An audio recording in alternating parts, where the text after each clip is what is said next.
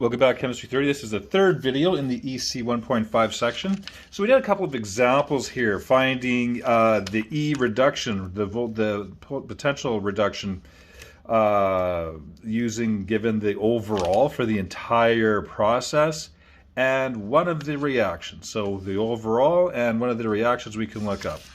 Overall reactions and one of them we can look up. So we're finding basically the unknown E reduction for either the cathode or the anode. Well, if you look at the next page, it's a little bit different. This time we're looking for the overall potential difference of the cell. So E cell, given the reduction potentials at the cathode and the anode. So the tricky part here, especially in this one, is figuring out, well, which one is reduction and which one is oxidation. So we're going to have to figure that out. And we can easily do that by looking at kind of what we've done up until this point. So all we really need to do is just look at what our scenarios are, and here we can pick them out.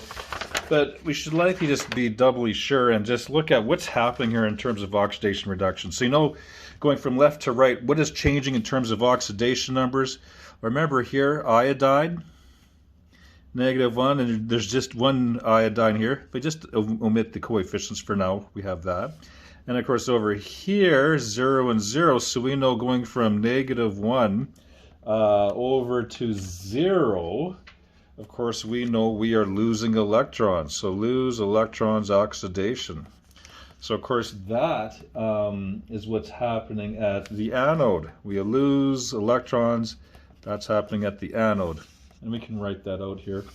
And let's see what else is going on here. So we have usually hydrogen and oxygens, nothing's going on there. So the other process could be the chromium. So over here, oxygens, -2. We have 7 of them, -14.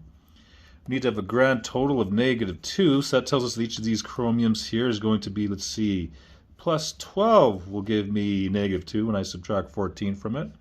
And since I have 2 of them, each one is +6. And over here, each one's +3. So you can see, to get from positive to get more negative, I must be gaining electrons reduction, and that occurs at the cathode. So I can represent these as cathode reactions and anode reactions. So at the anode and at the cathode, I got two different things going on. So at the anode, that's where I lose electrons, oxidation. So I'm going from iodine ion to iodine solid. It's a diatomic molecule, so I can look for that over here. This is somewhat alphabetical. So if I look for the I's, didn't mean to draw in there. And then here I have it right here. So iodine. And the iodine ion, and over here I have 0.536. 0.536. So let's look at what's going on here. So the iodine, it's just an easy reaction. Technically in my version here, it's now I'll use my coefficients here. So 6 I minus, and it is losing electrons. So I know it's going to 3 iodine. And I know that I need to have 6 electrons there. Because so if I'm looking at when the coefficients are 1, over here, 1, 2, 1. So iodine ion, which I forgot to write. So you can see it's just the reverse of this reaction, right? It's just the reverse of this. So 2 I's gives us 1 iodine plus 2. So if I have 6, that's going to give me 3 in the same ratio. And of course, I'm looking up the reduction. If this had been a reduction, so in other words, what it is on this sheet, it's plus 0.36, sorry, plus 0.536 volts. Okay? And at the anode, Cr2O7. Let's look up that one. Cr2O7. Look at that, accounts for the rest of what's going on because it's in an acidic solution. Let me get my pencil so I don't marker this up. There it is right there. Cr2O7 plus the 4H pluses. There they are. And what else do we have? Plus 3 electrons gives chromium hydroxide. Well, we don't have the hydroxide written there, but we have the chromium, and we have everything else. So let's write down what we were left over with. So we have Cr2O7, and over here we will have plus 14 H's. Okay. And if I look back over here, what else do I have? Gee, I have trouble seeing that. Plus 14 H's plus 6 electrons. That's good because I have plus 6 electrons here and plus 6 electrons on the other side. And instead of writing chromium hydroxide, I could just simply write the ions because we're not concerned about the hydroxide portion. And plus my 7H2O. And I'm running out of room here. I'm going to have to write my E reduction up here. According to that, the potential there is minus, let's see here, where are we? Yeah, it's very tricky to see here. So let's do this, let's do this. So there we have it, and oh, there it is, plus 1.33. Plus 1.33. Oh my goodness, plus 1.33. Of course, we don't have to do all this, but it's a good idea to do it just to see what is going on in terms of oxidation and reduction. So E cell is equal to the reduction potential at, now my final, I'm going from anode to cathode. So cathode minus reduction potential at the anode. So you can see these aren't really that difficult to do. We could just simply pull what we need to from that sheet. So the cathode, let's see, the cathode was this one that I did, and it was plus, oh, where are we here? Where are we?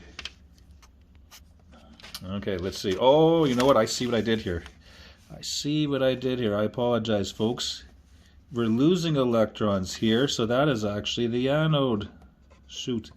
I just labeled what the identity was. And here I require electrons, so that is the cathode. So make sure we do that little fix. So of course the anode, we always have the electrons being released on the right hand side, right? Because that's what's making the negative pole. And the cathode, we're gaining the electrons, they should be on the left hand side. My fault. So the cathode number is going to be plus 1.33. volts.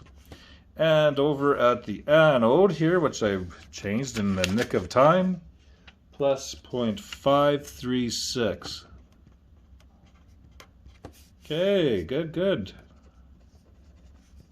So we have plus 1.335 minus the positive, so it's minus 0.3536. So when I do that, that's going to give me plus 0.79 volts overall. Good. Okay, sorry I got a little bit messy there with all that, with a little slight error. Now this next one, use that standard reduction table again to figure out the standard EMF for this cell. Again, I'm looking for the overall cell. This one's a little bit easier. We can see that aluminum is going to aluminum 3+, so I know that is losing electrons. I know that is going to be the anode. So let's figure this out here. So what I did over here, the cathode first. So maybe I'll do that again here. Cathode, what is gaining electrons?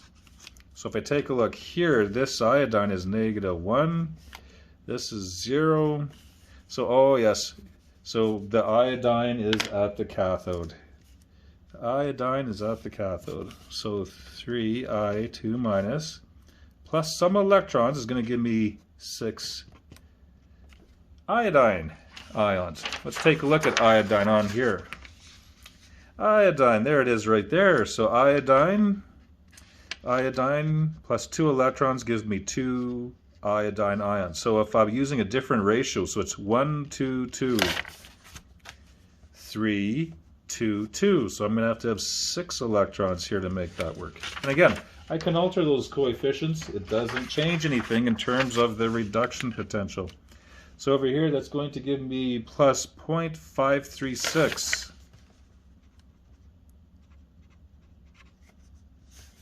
plus 0.536 volts. And over at the anode, what do I got going on there? I've got, so this time I have, let's look at what aluminum's doing. Plus 3, it was originally starting off at 0, so yes, we're losing electrons there. Lose electrons oxidation at the anode.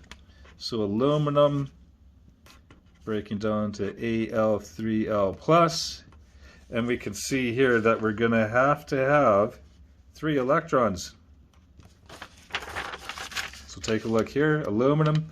Now, again, this chart just has reductions, so aluminum ions plus 3 electrons gives me aluminum solid. Or aluminum solid breaks down to give me aluminum ions plus 3 electrons. But, I should change it to the coefficients I have here. 2, 2. So if I double this, and if I double this, I get 6. So technically, my electrons here should equal my electrons here. Now let's look at the value, because this doesn't change. Minus 1.66. So the reduction potential is minus 1.66. So there I have it all set up. I think I'm going to stop the video right now and get you to figure out this. So set up this equation, and then we'll come back and see how you did.